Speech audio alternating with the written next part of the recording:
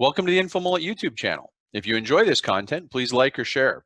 And if you'd like to support the Infomullet by becoming a mulleteer, visit us on Patreon. We appreciate your support. For those who don't know Armenia and Azerbaijan, right? I've got them centered here in the map, right? Let's give myself some annotation, right? So we've got Armenia, we have Azerbaijan, right? These two countries went to war a week ago. And everyone's like, okay, so what? You either know about it or you don't. And what I want to do is give some context here. So first of all, these two countries, Armenia, they have different ethnographic populations and sort of split, but let's go through them. Armenia is ethnically Armenian, and Armenian Christianity has an extremely long pedigree going back almost to the beginning. In fact, if you go to Jerusalem, there's a quarter in Jerusalem, 1,000 Armenians live there because they have one of the oldest continuously inhabited churches of Christianity. They're right alongside the synagogues and the Church of the Nativity and all this other stuff. So Armenia has been a ethnic group for an incredibly long time, predominantly Christian. Azerbaijan is predominantly, they follow the Shia religion, a Muslim. However, they're much more secular, you know, so when I say Shia, people see Iran, they think, oh, it's a secular theocracy. Not really. Both of these countries economically rely on natural resources. There's a ton of oil in this region. Baku here on the Caspian Sea is a concentration point for a lot of oil wells and oil shipping. And from a history standpoint, both of these existed as part of the Russian Empire. So these were elements of the Russian Empire. And in, let's see, so in 1917, the Russian Empire basically collapses under World War I. And three states, which are Georgia, here I'll put Georgia, Armenia, and Azerbaijan, in 1917 form what's called the Trans-Caucasian Federation. This is an independent republic formed from these three groups. There was a lot of ethnic mixing, and they all said, we're going to throw in together and join each other. Remember, at the time, the Ottoman Empire has done a big push into this area, military offensive, to seize the oil wells as part of the war, World War I. They tried to push all the way out to Baku, and the World War I, week by week, has some great episodes on there. They got pushed back, but in 1970, the Russian Empire collapses. These three form what's called the Trans-Caucasian Republic. Shortly thereafter, in 1918, the Ottoman Empire loses the war, along with Austria-Hungary and Germany. They're defeated. So what quickly happens, though, is these three states begin infighting over the distribution of who gets what natural resources and where do all these people live? Because World War I, if anything, was an ethnic war. Ethnicity was very important. A lot of people were trying to determine borders around ethnic groups, so there was a lot of conflict. The British came in and tried to help settle things and negotiate, and they were becoming autonomous republics when 1920, the Soviet Union decided to simplify it. The Red Army invades, and all of these now become, all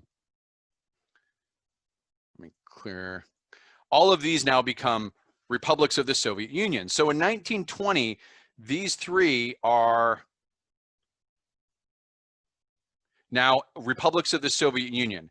And looking in, as we zoom in closer here, okay, let's see, there we go. So in 1920, all of these are republics of the Soviet Union: Georgia, Armenia, and Azerbaijan. Joseph Stalin, who is from Georgia, pulls a move in 1921, which is very important for today. What he does is, there's two regions. There's the Nagorno-Karabakh region. I'm probably slaughtering that name. That is going to be here we go. Probably in this region here, this mountain, Nagorno-Karabakh, and then down here, Nakhchivan. These two, Stalin declares as autonomous oblasts. And an oblast is kind of a designation in the Soviet Union that says you're part of a Soviet republic, but you're independent within that Soviet republic. And not unsurprisingly, the people in this region, I may not do, these drawings aren't working as expected. So in the Nagorno-Karabakh autonomous oblast, those are majority Armenian ethnic people inside the Azerbaijan Republic. in the Nakhchivan one in the southwest here, those are ethnic Azerbaijans in Armenia. And what Stalin is doing is this divide and conquer strategy where he recognizes ethnic majority groups within small enclaves within a larger group, and he lets them become independent because it destabilizes the republic. It prevents the republic from becoming solidified around any one ethnicity. Because at the time, Armenians and Azerbaijans began emigrating back and forth, so that you would see this sort of, it wasn't ethnic cleansing necessarily, although there were certainly, you know, harassment campaigns. It was just people moving. And so you begin seeing ethnic Armenians move out of the Azerbaijan enclave and ethnic Azerbaijans move out of the Armenian enclave. And these two stay as disputed areas where people are like, hey, that's our territory, but you allowed this other ethnic group to stay there throughout the Soviet Union. And what happens there is, fast forward to 1988, the Soviet Union is on the ropes, it's losing in Afghanistan, and it hasn't dissolved yet, but a conflict breaks out here in this area, this region that I call the Nagorno-Karabakh, and it's a war. Two Soviet republics go to war with each other. So they're going to war with each other now over this disputed province that's in the middle of Azerbaijan, this Nagorno-Karabakh, and it's the Soviet Union doesn't have the power to stop them. It's a mountainous area. The Armenian Soviet Republic begins fighting with the Azerbaijan Soviet Republic, and out of it, this one of the settlements, this continues after the Soviet Union collapses. This goes on till probably 1993, 95, I think. And what comes out of it is a independent republic of this autonomous area. It's called the Artashk Republic. Again, I'm probably butchering these names. It's a Republic of Artashk formed in the Nagorno-Karabakh region, which maps that designation that Stalin gave it, and it includes the ethnic Armenians inside Azerbaijan. Now, the key thing here is that state is not recognized by anyone. It's not recognized by the UN. It's certainly not recognized by Azerbaijan. It's not even recognized by Armenia.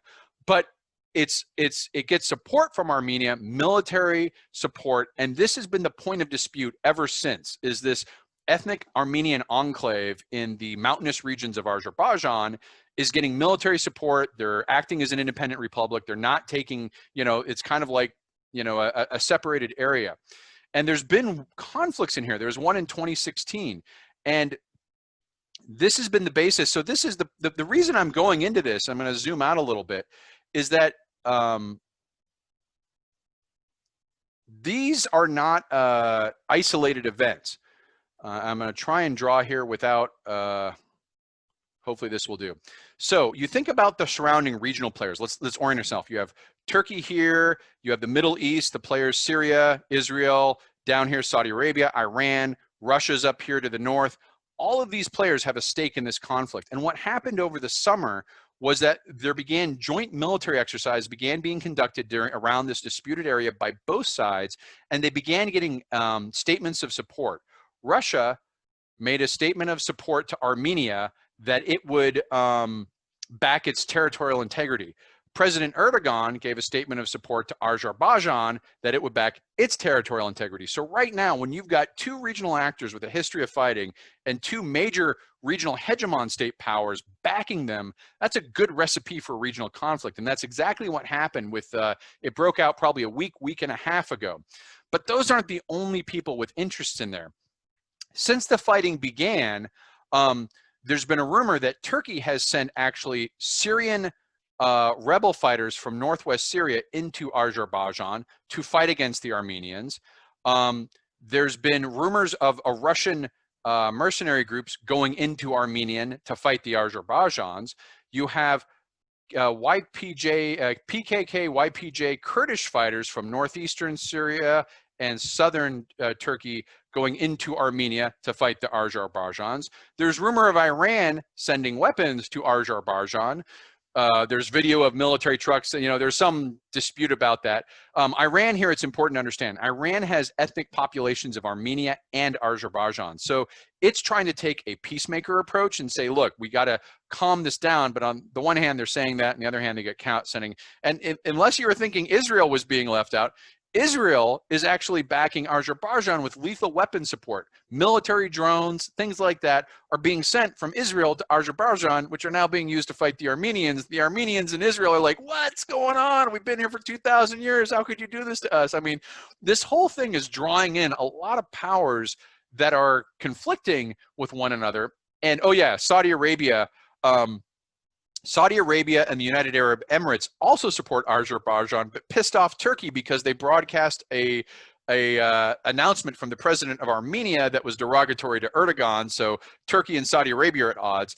All of this is a recipe for a broader regional war. We just had one in Syria that drew in everyone around us. And, you know, for those who have been watching, this isn't the only conflict that is going on in this area between some of these things. People who have been watching know that we've got, here we go. You've got Russia and Turkey have fought already once in Syria. Turkey and Russia are currently fighting in Libya, which is over here to the west. Turkey, EU, Greece, and some of NATO are having not fights, but disagreements in the Mediterranean. I've gone over in this in the past. So what you're beginning to see is these regional conflicts surrounding Turkey. And this is probably, I'm not going to say that the Armenian-Azerbaijan conflict is caused by Turkey. That's not at all the case. There's a solid history of them disliking each other, fighting over this disputed province. There's a definite reason why this conflict exists. But you're seeing these conflicts beginning to define the edges of Turkish hegemony. And you can see Turk deciding to be very interventionist in these. That's not exactly out of character. Let's be clear. The U.S. is involved in this as well. There's something called the Minsk Group, which is France, U.S., and Russia that is being involved in this. So it's not like Turkey's acting out of line for anyone else, but you can really begin to see here that these conflicts on the border of Turkey are kind of fault lines that are exposing where Turkey is going to decide, I'm going to play in this area and I'm going to have a forceful voice. Now, as of last time I checked, you know, the casualties here, the upper end estimates, which I'm going to caveat, there's 10,000 soldiers have been killed so far in 2 weeks of fighting. I want to put an asterisk next to that. That's the propaganda sources for Armenia and Azerbaijan describing how many thousands of someone else's side they've killed. So I'd take those numbers in a grain of salt. If you look at the independent sources, they're saying a few hundred soldiers have died or been wounded. Claims of about 100 Syrian fighters, those ones who came up from Syria fighters, have been killed or wounded. Probably 200 to 300 civilians have been killed. This artillery is happening in towns. These are, I mean, it's a mountainous area, but it's inhabited population. And there's been a huge displacement of Armenian people in this Nagorno-Karabakh region. And it's, you know, it seems to me, I'm not going to predict how this is going to end up. You know, who knows how this is going to end up, but it seems to me that the big dispute is on this ethnic enclave that was carved out by Stalin. And, you know, I don't know if at the end of the day it's sustainable to have that enclave inside Azerbaijan. Both of these countries, you know, we tend to think mistakenly of some of these countries as like, oh, Eastern Europe over there, you know, they're probably not doing well. Azerbaijan has modernized incredibly. Armenia is trying to do the same. They have strong economies. They do tourism, lots of national resources. Obviously, the tourism's off with the fighting, but these are not countries incapable of exerting military pressure on one another. And what's going to be interesting is I think it comes down to who's supported by which side to the greater extent and their willingness to sustain. I'm seeing signals already that Armenia may be willing to say, look, there's only so much we're willing to do for this enclave that's outside our borders.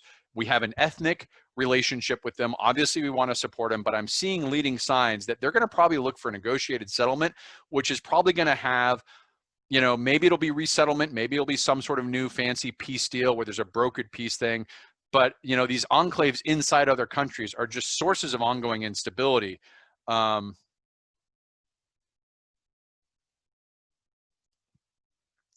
let's see here, questions. Sabaton has showed up in the feed. Those aren't questions. Those are statements of traitorous intent.